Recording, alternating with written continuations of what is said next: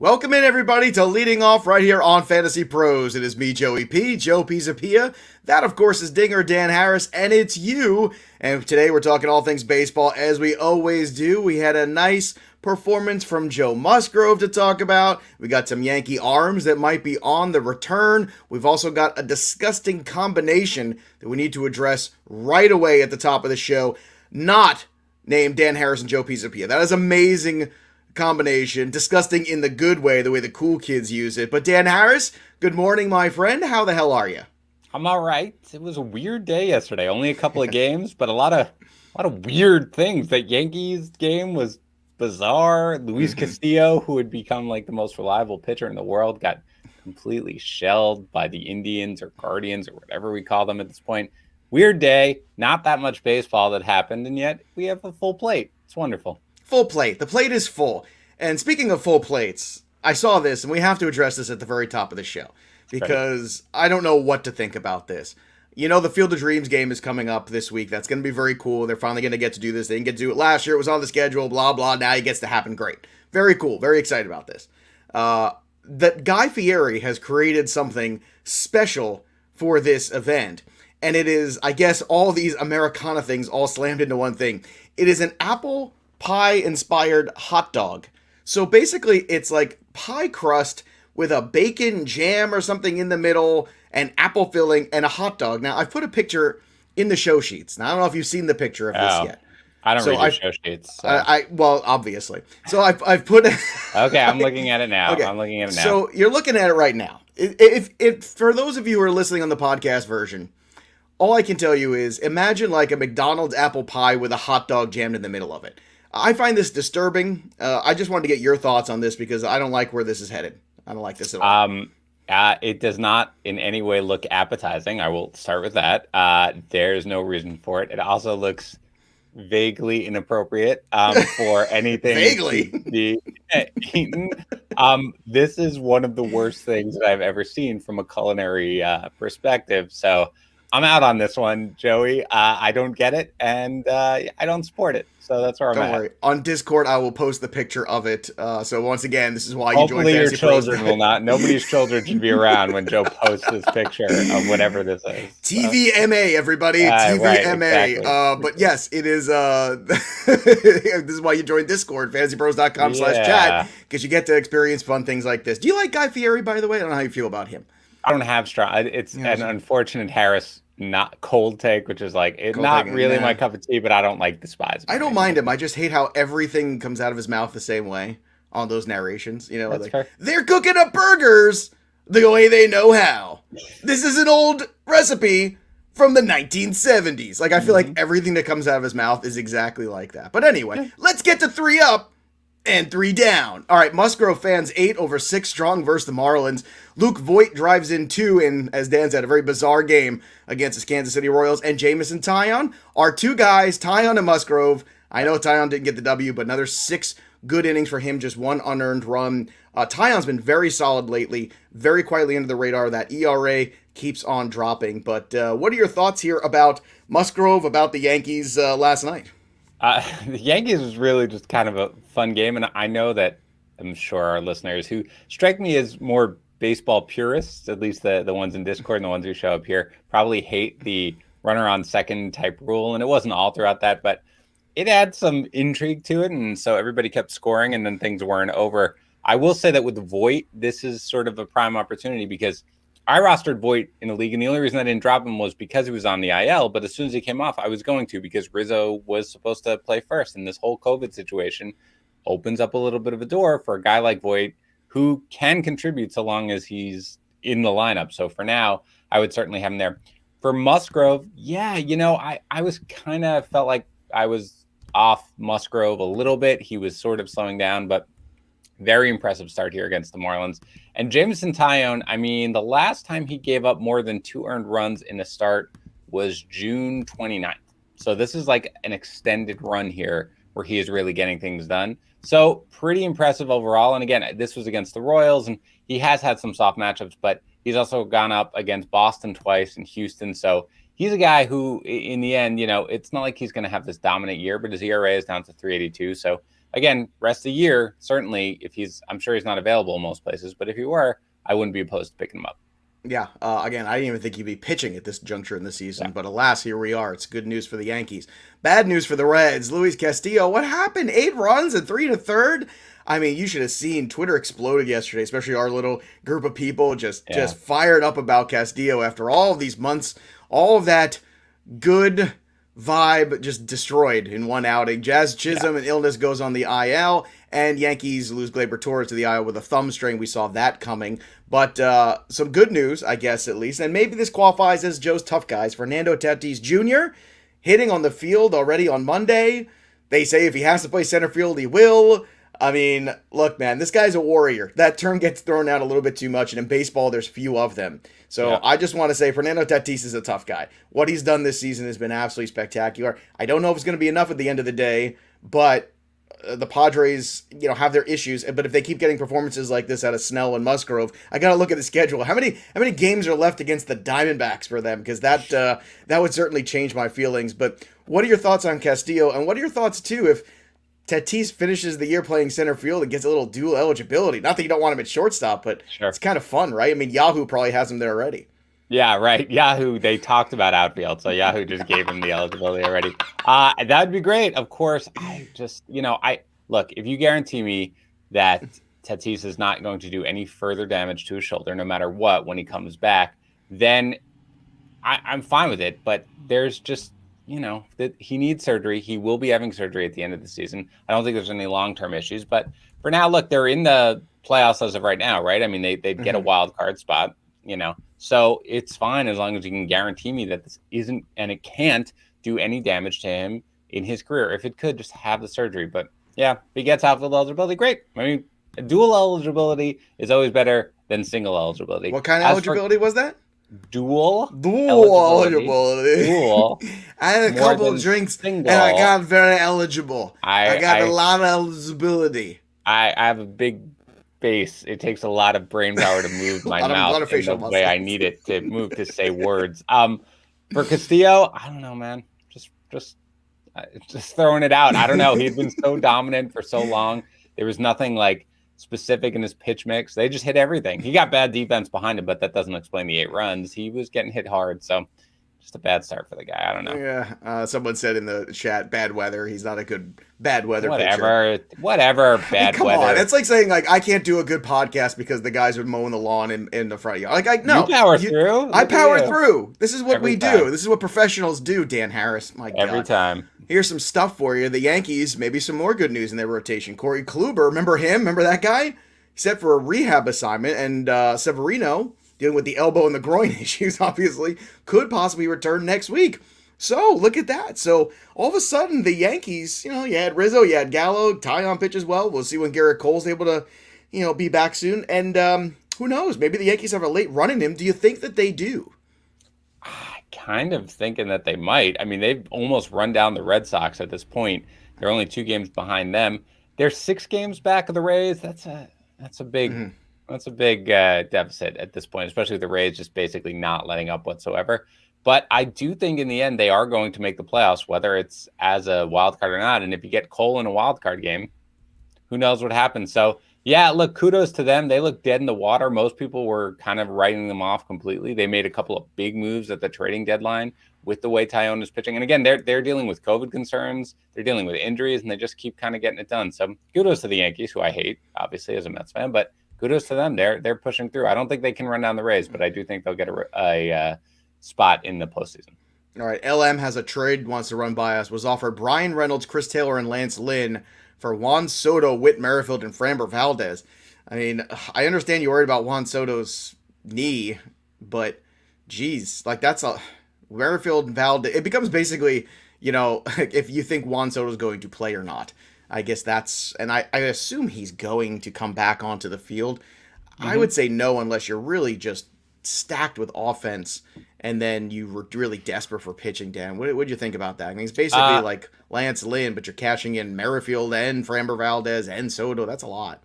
Yeah, I mean, I think that in a vacuum, there's no way you can make that deal. In a vacuum, there's no way that. Well, especially if there's keeper implications. If you trade Juan Soto in a keeper league, Right. I mean, I assume there's not, because I assume that he would have said something. But no, definitely not. I mean, if you're absolutely desperate for an ace, maybe, but I think that you can even do better.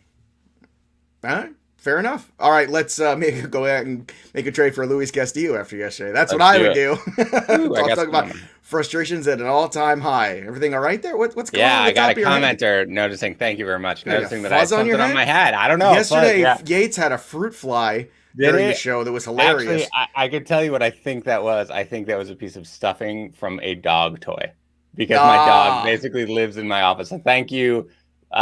Pristine execution. Okay, whatever that is. Had noticed something on my hat, so there it is. Good job. This is again FantasyPros MLB. This is why you subscribe. This is what you do. Yesterday was amazing. You watch Yates fight a fruit fly off for about 10 minutes. Ooh, I was talking about Darrell Henderson, and then at the end he got a nasty Twitter comment from the Fly's brother. It's worth checking out. Let me tell you. Yeah. Eloy Jimenez, 2 homers again, 2 days in a row. Deja vu, baby. Boy, oh boy, what a return. Triumphant, one might even say, for Eloy Jimenez. Very nice there for him. What are your thoughts here on the Jimenez just rocking and rolling here right out of the gate? Patience has been rewarded if you've been patient.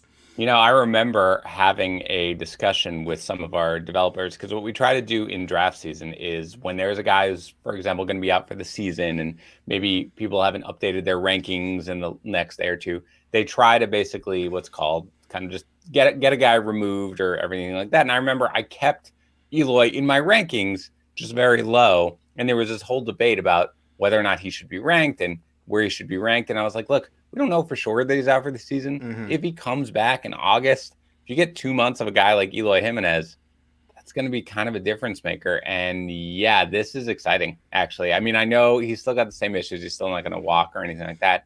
But when you're really thinking about what he's able to do, this is very exciting for people held on to him.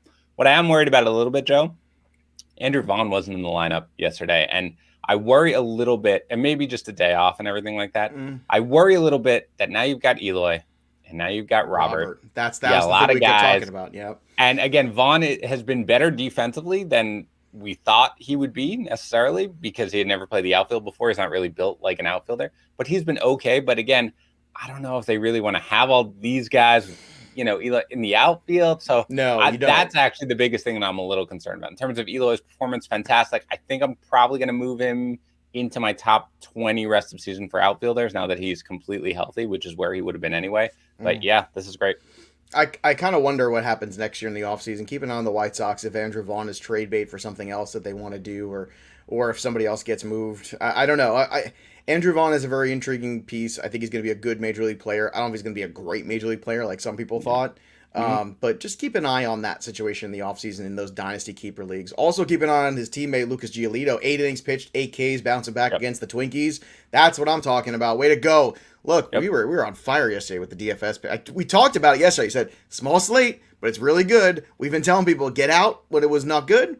Yesterday was like 4 or 5 games. You get in there when it's getting, and the getting was good yesterday. All right, Clayton Kershaw transferred to the 60-day IL. Sometime in September, he'll be back. Sometime in September, Danny. So I don't know why this really is meaningless, because if you took Dave Roberts' word, then you knew that this was going to be but still it was a little jarring. It's procedural. I know, but it was still a little jarring to be like, oh, so like there's no chance, like there's no way that he's suddenly going to kind of be like, oh, I'm feeling better, maybe I'll come back in late August or something like that. So yeah, I don't know what the exact date is. It might be September 8th. I might be making that up, but this sucks. Joe, I have a question for you. I mean, in a roto league, if you're in there, fine. Do you drop Clayton Kershaw? I don't think you want to drop him. I mean, that's the thing. At this stage, too, we talked about this. This is not September call-ups where like you're going to say, oh, well, maybe Green comes up or Lodolo comes up and gets a start or something because they just want to see what he does in the major leagues. Like, that stuff's not happening this year. Right. So, well, it can't. You know that, right? Like, I actually didn't even I didn't remember that they changed the rules. That's why I'm here. I'm here once in a while to bring something useful for another couple days. Now I'm done. That's it. Don't forget. That's a tough sell to drop him for me. It really is. I think I would trade him to you know what I would do? I would look at if I wasn't at the top of the standings, I look at the team at the top and say, hey, I'm fighting and clawing. This is a bonus for you. This is a luxury item. You've got a cushion. I'm just trying to finish in the money. Here's Clayton Kershaw for, give me Carlos Carrasco if you can, or give me, somebody useful that you think you can get something out of if someone believes that Kershaw will come back healthy in September and be okay. Mm-hmm. That's my approach. Drop is tough because what's on the waiver wire now? It is barren. Yeah. Pick him up for Daniel Lynch for Clayton Kershaw. Like that's a no. That's a hard no. That's a big old Texas size no for me. Gleyber Torres expected to miss 10 to 20 days with the sprained left thumb. Kim hits the IL for the St. Louis Cardinals with elbow inflammation, and we mentioned Chisholm before with the flu-like symptoms. I can only wonder. Home run calls yesterday, limited, but we did get a few. Lucas BF, DJ21, and Jeremy Hall got 2 from Eloy each. That's very nice. Sports Junkie called Jose Ramirez, and Actively Lazy, which is an oxymoron, had Luke Voigt, which I don't know we would see a Luke Voigt highlight the rest of the season. I am still at the top of the board at 21, Randy at 21 along with me, D. Gordon Liddy at 20, Wonky Penguin at 20, and Dan Harris still waiting. Dan Harris, you're not even on the board right now. We're looking at the board. I am. I'm on the second from the last. Oh, there you are. You and Mike Mayer, 15 each. I see you now. All right, a little worried there. Now it's just a matter of beat Mike Mayer. You can't lose to Mike Mayer. That's just an embarrassment to the show. Yep. So let's pick things up here. We're gonna have a little clinic here. I'm gonna call Tom Amansky. He's gonna come over. He's gonna bring the skills video. We're gonna sit down. We're gonna watch it. We're gonna go out in the backyard. We're gonna work on some stuff. All right. Before we get to the DFS slate tonight, and actually it's a big one, 14 games to talk about. We've got, of course, the Manscaped. That's right, Manscaped, the lawnmower 4.0. Not 1, not 2, not 3. No. The 4.0 is out there right now. The greatest male grooming tool in the history of grooming tools. It's got the longest battery life ever. It's got the 4K LED light, the advanced skin safe technology, the guard lengths 1 through 4. So many spectacular features. It may or may not be used in surgeries. It may or may not be a government weapon. It may or may not be a Terminator sent from the future back to change everyone's grooming habits. I don't know. I'm not at liberty to say. The government has kind of put the kibosh on me talking too much about the Terminator aspects of the lawnmower, but it does exist, especially when you look at it and you see that hot foil black chrome stamped logo on the Manscaped Lawnmower 4.0. And don't forget also about all the great packages they've got for your package that have the weed whacker, the ball deodorant, the crop preserver, and so much more. Go use that code leading off at manscaped.com. Get 20% off and free shipping right now on your order. Again, that code is leading off because we're your friends and your balls. Well, thank you. Dan Harris, good slate of games tonight. An interesting one, especially to start because we've got Max Scherzer against Aaron Nola, and I have zero faith in Aaron Nola. None anymore. He is dead to me. You want to talk about Luis Castillo frustrations? If not for Luis Castillo, we'd all be talking about Aaron Nola frustration. So he's going against Scherzer tonight. Scherzer's 10.6, 10K. I know the Phillies have been on fire. What are your thoughts? I feel like maybe a slight letdown because, well, Max Scherzer's on the mound. That's where I'm going tonight in cash. Sean Manaea is at 10K, but he's been a little rocky of late. How do you feel about the cash game arms? Because really the rest of the guys are GPPs in my mind. I mean, I have zero concerns with Scherzer. They're in Philly, so the park is small, and the wind is purportedly blowing out, which is never good. But it's not like the Phillies have only been hot because they've been beating down, obviously, the Mets and the Nationals, right? That's who they played before that. It's not as if their bats are exploding. I mean, they didn't put up a ton of runs against the Mets. It's just that the Mets couldn't score. The Dodgers should score tonight, and I'm in a head-to-head playoff matchup where I have Luis Castillo and Aaron Nola, so I'm expecting basically just this week to be completely terrible and for me to have to win on volume. So I have no concerns about Scherzer whatsoever. I am going there for my cash game arm without question. All right, going to the GPP arms, we've got some different stuff going on here. Carlos Carrasco is 7.9 on FanDuel, pretty cheap. He's 8K over on DK, so he's a secondary arm there if you want him to be. The matchup is pretty decent against the Nationals, whose Nationals are terrible, but the Mets sometimes will surprise you and just bring a new level of terrible every time they get a chance. Dallas Keuchel is at 7K on FanDuel, also very cheap there. Nestor Cortez is just 5.8. Logan Gilbert is 8.9, 9.6 over on DK. Alex Wood, here's another one. Big fluctuation here. On FanDuel, Alex Wood is 8.6. On DK, he is 9.8. Now, this is a big divide here, a big difference. On FanDuel as a standalone pitcher, like I know Alex Wood is tricky at times, but once again, we talked about it yesterday, Dan. The Arizona Diamondbacks have been a strikeout machine lately. Would Yeah. you go to Alex Wood here against Zach Gallen in this matchup? Do you think he is maybe the perfect prototypical GPP arm in tonight's contest? Yeah, I don't hate it. Wood is not a guy who I really want to trust necessarily on a good day. But again, you talked about it. The Diamondbacks are a good matchup. I think probably I'd go to Gilbert first. They're about the same price on FanDuel. I don't remember what you said they were on DK. I can look it up. But 8-9 for Gilbert, 8-6 for Wood, and on DK 9-6 for Gilbert, 9-8 for Wood. so they're basically the same price. And Gilbert has the Texas Rangers, just so everybody and Gilbert knows, has the Rangers, right? Exactly. And again, the Mariners, their offense isn't awesome, but against Colby Allard, it's enough for me to basically think that the win equity will be there. Gilbert's been a little weird lately, but I watch him pretty closely just because, again, I'm pretty heavily invested in Gilbert, so I have him on a lot of teams that are meaningful. So, and he's up, usually pitches on the West Coast, which is my dinner time essentially. So I'm usually watching it at that point. That's your dinner time? No. I actually eat. Do you know the Harris schedule is? No, I don't. I have family dinner, always family dinner, and the kids, because we are like an early bedtime family, like their bedtime is still 7:30, which for my son means How do you get away with that? Because we've never let them know anything different, so we refuse. But to be clear, bedtime for 7:30 means my son goes in and his head hits the pillow and he's out. My daughter goes in and reads and creates plays and writes stories till awesome. 11 p.m. but does so in her room, so she's fine. But no, we eat very early actually in the Harris household because we have family dinner. So I like the early. We always do family dinner too. Ours is at 6 o'clock. That's and good. Then in the summertime, especially now because they're 9 and 11, they stay up till about 9:30, 10 o'clock. I would let my kids stay up, but my wife basically goes to bed at 8:30. So because she gets up at 4 to run. Well, that's the thing. When my kids are at their mom's house, she'll put them to bed by 8:30 too. Right. If it were just me, my kids may never go to sleep. We would just hang out all night. The mine is you go to sleep when you're tired. If you're not tired, you're just gonna lay there and stare at the walls. It makes you crazy. Now, if your daughter's going there and becoming the next Lin-Manuel Miranda, that's different. I'm telling you, dude. That's a very different creative. thing. I'm very proud of her. Very creative. I like her. Anyway, regardless, I watch a lot of Logan Gilbert, which is the point of my little diatribe right there. And Gilbert, he even when he struggles, he had struggled, especially in his last start with his command. But for the most part, I still have a lot of faith in his ability to dominate a lineup like the Rangers. The win equity is there for the Mariners, which is not often the case. So I think if I'm going for the secondary arm, I'm going with Gilbert. All right, let's talk about the stacks for tonight. The White Sox are in a good matchup there. I like the Yankee matchup as well. San Diego Padres are in a good one, even without Tatis still. They've got some guys in that lineup. You want to remember a lefty going against St. Louis Cardinals tonight. I'm all over that. That's a very strong right-handed lineup with Arenado and Goldschmidt in it. And then the Oakland A's, if you want a game stack, you could go in with Colorado and Houston. Gray on the road there in Houston. Houston's offense, we all know, is very good. And then Houston's got Odorizzi on the mound tonight.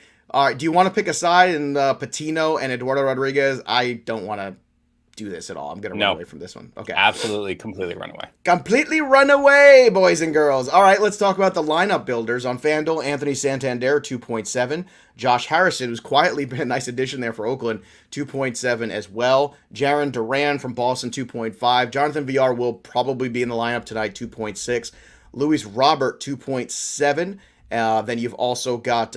probably, again, just check on this one. Jonathan Davis, if he keeps sitting at the top of that Yankee order there, he's basically a free square. If that's somebody that, if this got a high total, he's hitting leadoff at 2K. It allows you to get Scherzer and boom, you can do anything else you want. And then Will Myers at 2.6. Same thing on DK, by the way, for Davis. He's 2.3. Free square there. On DraftKings, you also get Joe Adele at 2.5. You get Santander at 2.6. You get Robert at 3.4. You have Michael Brantley, if he's healthy and in the lineup. Again, that's questionable at 3.3. Probably not, but keep an eye out. Things might change as the day goes on. And then Adam Frazier against the lefty. You might think, well, 3.5. He's going against a lefty. His numbers against left-handed pitching have been fantastic this year. Take advantage of the discount when it comes to Adam Frazier. And also take advantage of the home run calls. Dan Harris... Come on, let's go, buddy. Let's get off the schneid. Let's do it. Call your shot. Who are you going yard with today? I'm going with Manny Machado. Braxton Garrett, it just, his first start, I think, was fine because he basically had an umpire who was calling, the moon a strike. But I don't expect him to be quite as good here. I think the Padres are going to jump all over him. So I will go with Machado here to go yard and hopefully get me back on the board, man. I'm in a drought here. I'm going with Max Muncy. Let's go in Philly in the little ballpark. You are picking on Aaron Nola all day picking long. on you, Aaron Are you doing a Nola. Dodger stack? You doing a Dodger stack today, Joey? I might. God, I'm so mad at Aaron Nola. I just want to take my rage out. You don't understand. I'm out of the playoffs already in round one. I had the second best record in the league. I had a 16-team league that had DeGrom, Cole, Nola, and Scherzer, and Freddie Peralta. Those are the 5 pitchers in a 16-team league. Most of it is dynasty, so I acquired Scherzer. Actually, no, I had Scherzer in a trade last year that I got, and I kept him because even though he was expensive. And I traded away Bobby Witt Jr. to get Jacob DeGrom this year, thinking, all right, I'm all in. Let's go win the big money. Let's do it. DeGrom hurt. Scherzer got that start moved around. Garrett Cole got COVID. Aaron Nola, I wish he didn't pitch. The rest is history. And of course, I was playing Joey Votto for the 2 weeks. And that is it. Yes. So I'm done. I'm done in my home league, which is good. I'm going to root for either Chris Meany or John McKechnie now to win. So those are my boys. So I will say because I know you like head-to-head leagues, right, Joe? Because you like the playoffs and everything. Well, we do all play head-to-head in the regular season, and then when that's good. I like that. We do 2 rounds head-to-head in the seeding format, 1 through 8, which is really nice. And then everything wraps up by that first week in September, basically. Yeah, that's fine. Because for me, we're in the Fantasy Pros Insiders League. Everybody, you guys should know that there are Insiders Leagues for Fantasy Pros where we play company employees in every sport, just so you guys know. So we all really secretly hate each other with this stuff. But I'm in the playoffs. And it's hard because I'm playing a guy who's got a very good team. But like Luis Castillo went last night. And in a 1-week thing, when you have an 8-run outing, that is really difficult to recover from in a one, right? In a one. So but this is why you do the 2-week rounds of the playoffs. The 2-week rounds are good. Start them a little early. Yeah, because then you don't get that whole, oh my God, Joey Votto week. Well, maybe it marginalizes the next week. Well, of course, Joey Votto didn't get that memo, but whatever. It's fine. What are you going to do? But, the nice thing about the hybrid, and this is actually where CBS, you can run this platform. You play everybody every week, so it feels in a way there's like a season-long grind to it, so that you're continuously trying to get the best lineup you can out there, but there's also that little competitiveness as well, where if you have the second best score in the week, you're rewarded for it still. Right. There's nothing worse than my team's really good and I keep running up against bad luck in head-to-head. That turns people off from head-to-head fantasy baseball. Yes. This is the perfect thing to alleviate that concern, and it works very well. Everybody loves the format that I'm in. Yeah, I do think that if you're playing head-to-head, again, we're going into strategy right now because we had 3 games to talk about yesterday, but I do think that that's a good way to do it. Again, we did that last year just for the shortened season in one of my leagues. But in my head-to-head points league that I'm in, the only one I actually play in, I think I'm still sitting in 7th out of 14. So top 8 make the playoffs. So I'm still there. But my team has kind of fallen off a little bit because I had Bieber and I had Glass now. So obviously it's hurting. But I was dominant in the beginning of the season and I just kept running into a high scorer. So I have, even now, after I've been quiet, the 3rd most points in the league, but I'm barely hanging on to it. So that's the type of thing that you could see where you play everybody, that sort of evens it out. It's a good change that you can make. And if you do play on CBS, it is available. There you go. See? A little game theory dropping on you. And of course, make sure you go over and join the Discord for more of these kind of discussions, because this is the kind of stuff we like to talk about. Get your home run calls in too when you join the home run channel. There's still plenty of time to get on the board. And the Festival of Friendship continues this week. As we go on and closing out our last week of baseball together, there will be more baseball here for everybody to get you through those late pushes. Don't worry about that. But we've also next week got coming up something great. We've got that Fantasy Football Fest coming up in just a little bit more than a week now. Right, next Thursday. So that's going to be huge. 12 hours of fantasy football wall to wall. Make sure you check that out and subscribe to Fantasy Pros, just our regular YouTube channel, and make sure you click that notifications button on that one as well. That'll do it for us, but the story of the game goes on. For Dinger Dan, I'm Joey P, and we'll see you next time, kids.